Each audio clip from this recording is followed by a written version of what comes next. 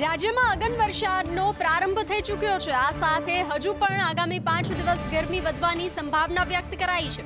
રાજ્યમાં ગરમીનું જોર વધશે તથા રાજ્યના હવામાન વિભાગની આગાહી છે કે આગામી 5 દિવસ ગરમીનું જોર રહેશે તેમજ 24 કલાકમાં ભુજમાં 41.6 ડિગ્રી તાપમાન રહ્યું છે। રાજ્યમાં આકરી ગરમીનો અનુભવ થઈ રહ્યો છે। હવામાન વિભાગ દ્વારા હીટવેવની સંભાવના વ્યક્ત કરવામાં આવી છે, જેની અસર કચ્છ જિલ્લામાં જોવા મળી રહી છે। આકરી ગરમીની અસર લોકોના જનજીવન પર પડી રહી છે। બપોર પડતાની સાથે જ રસ્તા પર લોકોની અવરજવર ઘટી જાય છે। ગરમીથી બચવા લોકો ઠંડા પાણીનો ઉપયોગ કરી ગરમીથી રાહત મેળવે છે। ઉત્તર ગુજરાતના જિલ્લાઓમાં રાત્રિ દરમિયાન બફારાનો અનુભવ થવા લાગ્યો છે, તો સૌરાષ્ટ્ર કચ્છમાં યલો એલર્ટની આગાહી કરવામાં આવી છે। સાથે દરિયાઈ વિસ્તારમાં ઉકળાટ અનુભવાશે। ગુજરાતમાં કોરોના કરતાં પણ ખરાબ સ્થિતિ સર્જાઈ છે। સ્વાઇન ફ્લૂના રેકોર્ડ બ્રેક કેસ માત્ર 3 મહિનામાં નોંધાયા છે અને હજી પણ વધવામાં છે। ફાર્મા હબ કહેવાતા ગુજરાતમાં લોકો પર અનેક બીમારીઓ કહેર બનીને વરસી છે। કોરોના મહામારી માંડ થાળે પડી ત્યાં હાર્ટ એટેકના કેસોમાં વધારો થયો અને આ વચ્ચે એક નવી બીમારીએ ગુજરાતમાં દસ્તક આપી છે। ગુજરાતમાં સ્વાઇન ફ્લૂના કેસ ચિંતાજનક રીતે વધ્યા છે। ગુજરાતમાં છેલ્લા 3 માસમાં સ્વાઇન ફ્લૂના 630 કેસ નોંધાયા છે।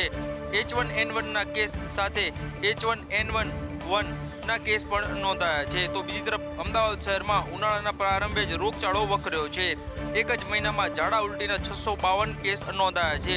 ટાઇફોઇડના 204, સ્વાઇન ફ્લૂના 173 અને કમળાના 85 કેસ નોંધાતા તંત્રની ચિંતા વધી છે। ત્યારે આરોગ્ય વિભાગે સારવાર માટે સૂચનાઓ બહાર પાડી છે, તેમજ લોકોને બીમારીની શરૂઆતમાં જ સારવાર લેવા સલાહ આપી છે। સાબરકાંઠામાં ભાજપની બેઠકને લઈને વિવાદો સતત વધી રહ્યા છે। હવે જિલ્લા પંચાયતના સભ્યોએ પણ કંઈક આવા આક્ષેપો કર્યા છે।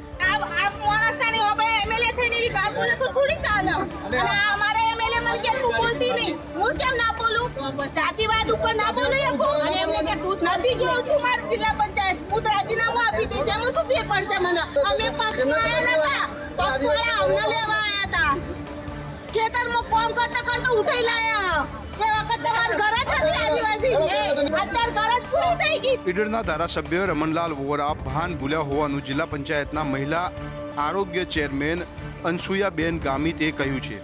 કચ્છી સમાજવાડી ખાતે યોજાયેલા કાર્યક્રમમાં મહિલા કાર્યકર્તાઓને વિભિન્ન શબ્દો બોલ્યા હોવાના તેઓના આક્ષેપ લગાવ્યા છે। જો કે આ મામલે રમણલાલ વોરાનું હજુ સુધી કોઈ નિવેદન સામે નથી આવ્યું। લોકસભાની ચૂંટણી આવી રહી છે, જેની અસર વિદેશમાં પણ જોવા મળી છે। જી હા, ભારતમાં જ નહીં પરંતુ વિદેશમાં વસતા ભાજપના કાર્યકરો પણ પ્રચારમાં જોડાવાના છે। વિદેશમાં સક્રિય રહેલા કાર્યકર્તા સ્વદેશી ધરતી ઉપર પ્રચાર કરશે।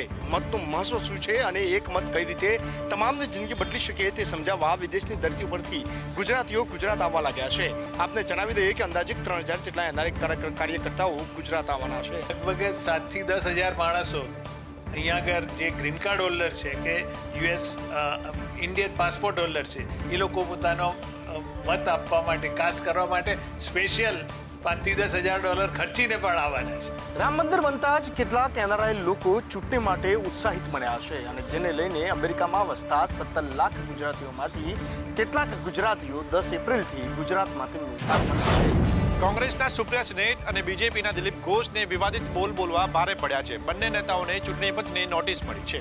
લોકસભાની ચૂંટણીને જોરશોરથી પ્રચાર ચાલી રહ્યો છે, ત્યારે કેટલીક પાર્ટીના નેતાઓ દ્વારા બેફામ નિવેદનો પણ કરવામાં આવી રહ્યા છે। ત્યારે કંગના વિરુદ્ધ કોંગ્રેસના સુપ્રિયા સેનેટ અને મમતા બેનર્જી વિરુદ્ધ બીજેપીના દિલીપ ઘોષે ટિપ્પણી કરતા ચૂંટણી પંચમાં ફરિયાદ થઈ છે, જે બાદ આજે ચૂંટણી પંચે બંને નેતાઓને 28 માર્ચ સાંજે 5 વાગ્યા સુધીમાં પોતાનો જવાબ આપવા માટે જણાવ્યું છે।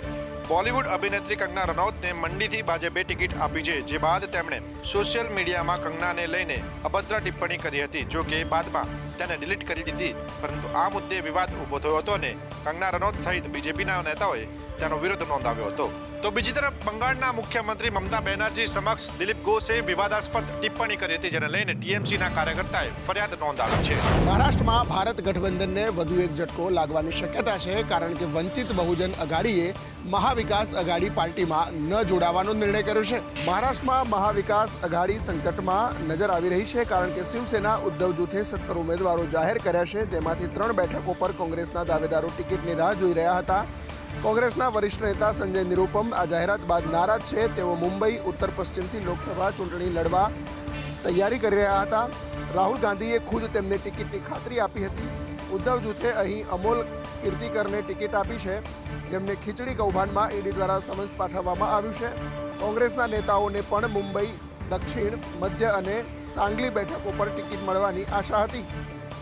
તો બહુજન અઘાડીના નેતા પ્રકાશ આંબેડકરે એમવીએમાંથી બહાર નીકળી અને પોતાની પાર્ટીના 8 ઉમેદવારોની જાહેરાત કરી નાખી. દિલ્હીના મુખ્યમંત્રી અરવિંદ કેજરીવાલની ઈડીની ધરપકડને હાઈકોર્ટમાં પડકારવામાં આવી છે, તો બીજી તરફ તેની તબિયત પણ લથડી હોવાની બાબતો સામે આવી રહી છે.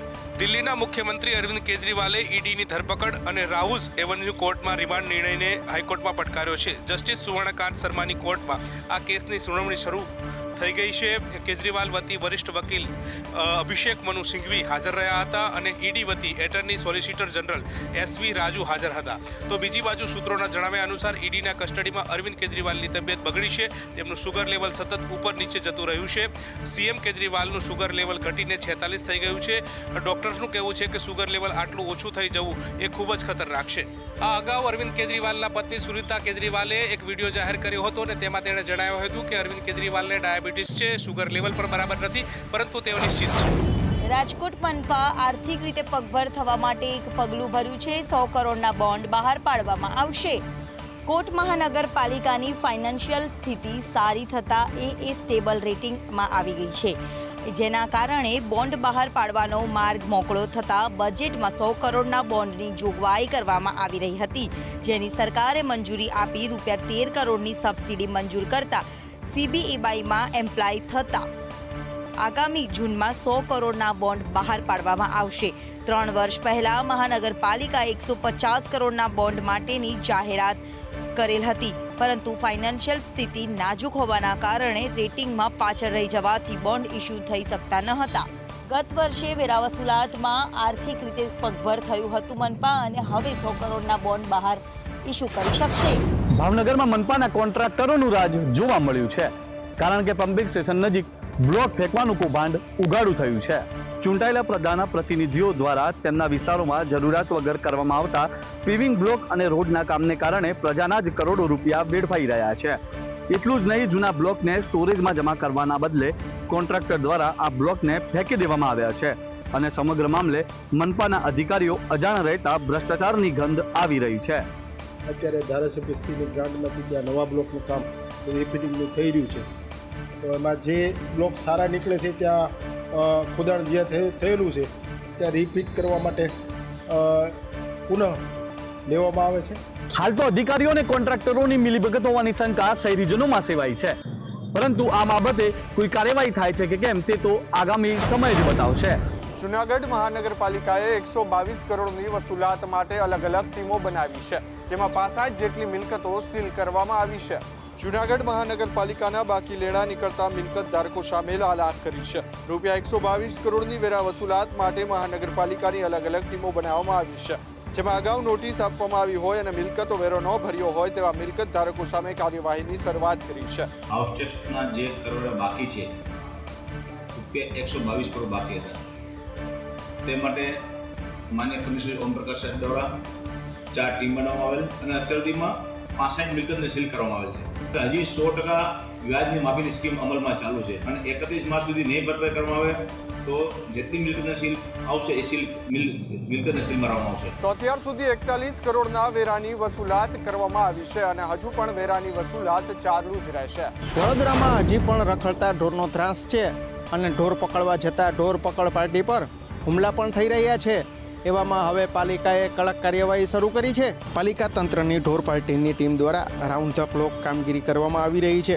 ઢોરવાળા અંગે મંજૂરી અને પશુના ટેગ રજૂ કરવા આદેશ કરવામાં આવ્યા છે. સાથે લાયસન્સ ન હોય તો મેળવી લેવા સૂચનો કરવામાં આવ્યા છે. ધૂળેટી પર્વની રાત્રિના સમયે શહેરના સમા વિસ્તારમાં રસ્તે રઝળતા ઢોર પકડવા ગયેલી ઢોર પાર્ટી પર થયેલા હુમલા બાદ પાલિકા તંત્ર એક્શન મોડમાં જોવા મળી રહ્યું છે. આજે શહેરના સમા અને છાણી વિસ્તારમાં આવેલા 19 ઢોરવાળાને તેમની મંજૂરી અને પશુના ટેગ તાત્કાલિક ધોરણે રજૂ કરવાની સૂચના આપવામાં આવી છે. તે તાત્કાલિક ધોરણે રજૂ કરવા 3 દિવસનો સમયગાળો આપ્યો છે.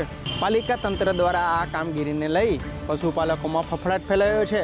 કેટલાક પશુપાલકો પોતાનો લૂલો બચાવ કરી રહ્યા છે, પરંતુ હવે પાલિકા ગેરકાયદેસર ઢોરવાળા સામે લાલ આંખ કરે તો નવાઈ નહીં. હવે પાળતું શ્વાન રાખવા હશે તો લેવું પડશે લાયસન્સ. જી હા, હડકવા મુક્ત યોજના હેઠળ AMCએ આ નિર્ણય કર્યો છે. શ્વાન પાળવા માટે ₹500 થી 1000 સુધીનું લાયસન્સ લેવું પડશે તેમજ ગાયની જેમ શ્વાનને પણ ચીપ લગાવાશે અને આગામી દિવસોમાં આ નિયમ મનપા દ્વારા લાગુ કરવામાં આવશે. મનપાએ લીધેલા નિર્ણયનું પાલન કમિટીના સભ્યો કરાવશે. શેરીમાં ભટકતા શ્વાનના ત્રાસ અંગે તો ઘણી વખત હોબાળો મચ્યો છે. કોર્પોરેશને પણ રખડતા શ્વાનને અંકુશમાં રાખવા ઘણા પ્રયાસો હાથ ધર્યા છે, પરંતુ પડોશીઓને કનડતા પાળતું શ્વાન માટે કોઈ નિયમો નથી. તેથી BPMC act, Bombay provincial municipal corporations act 1949ની જોગવાઈ મુજબ પાલતુ શ્વાન રાખવા માટે પણ લાયસન્સ લેવું ફરજિયાત છે. અલબત્ત હવે કોર્પોરેશનના સત્તાધીશો પણ કદાચ આ કાયદો ભૂલી ગયા છે, ત્યારે હવે તમામ ચકાસણી બાદ લાયસન્સ ઇસ્યુ કરવાની જોગવાઈ. લોકસભાની ચૂંટણી સમયે IT વિભાગે સપાટો બોલાવ્યો છે. 75થી વધારે અધિકારીઓની ટીમે 13 સ્થળોએ દરોડા પાડ્યા હતા. અમદાવાદમાં ડેરી અને હોટલ વ્યવસાય સાથે સંકળાયેલા મોટા ગ્રુપ ઉપર ઇન્કમટેક્સ વિભાગ ત્રાટક્યું છે. ગોપાલ ડેરી અને રિવરવ્યૂ હોટલ ઉપર ઇન્કમટેક્સના દરોડા પડ્યા છે. આશ્રમ રોડ સહિતના એરિયામાં આવેલા એકમો ઉપર ઇન્કમટેક્સે તપાસ કરી. ગ્રુપના સંચાલક રાજુભાઈ ઉર્ફે નિશિતભાઈ દેસાઈ અને ગૌરાંગભાઈ દેસાઈ સહિતના ભાગીદારોના ત્યાં ઇન્કમટેક્સે દરોડા પાડ્યા છે, જેને લઈને તેમની સાથે સંકળાયેલા ભાગીદારોમાં ફફડાટ પ્રસર્યો છે. અમદાવાદમાં કુલ 13 જગ્યા પર દરોડા અને સર્વેની કામગીરી ચાલુ છે, જેમાં ઇન્કમટેક્સના આશરે 75થી પણ વધુ અધિકારીઓ તપાસમાં જોડાયા છે.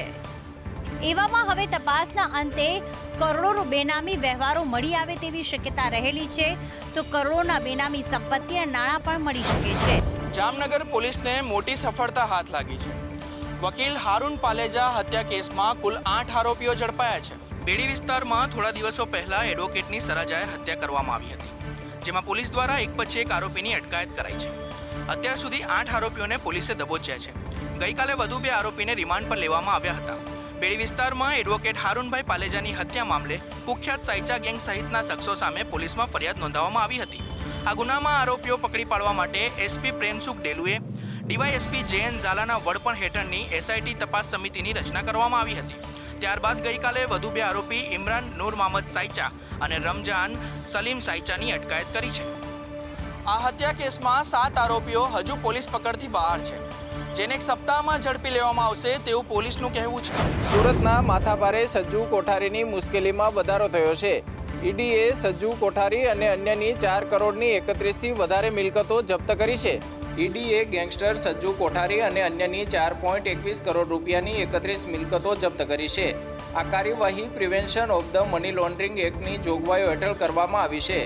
ઈડીએ મંગળવારે સજ્જુ કોઠારી, સાજિદ ઉર્ફે સજ્જુ ગુલામ મોહમ્મદ કોઠારી, અલ્લારખા ગુલામ મુસ્તફા શેખ અને તેમના પરિવારના સભ્યો અને સહયોગીના નામે કરોડો રૂપિયાની સંપત્તિ જપ્ત કરી છે.